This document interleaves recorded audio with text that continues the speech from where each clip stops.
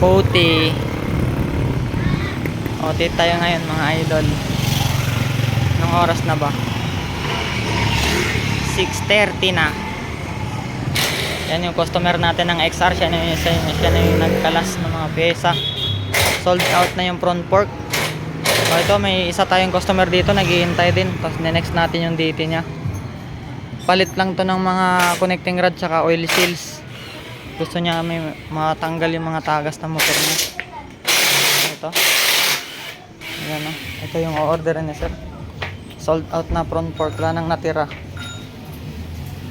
Yan, ito pang XR sold na rin to. Wait lang. Yan, dalawa na lang pang XTG. Okay. Update.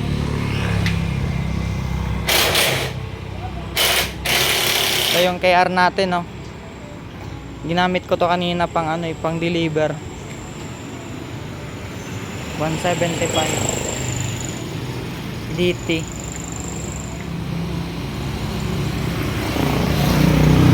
Yan, ito yung i-next natin yun. Baka bukas na natin magawa to. Papa-overhaul natin sa tropa. Connecting rod, bearing set, saka oil seals. Okay.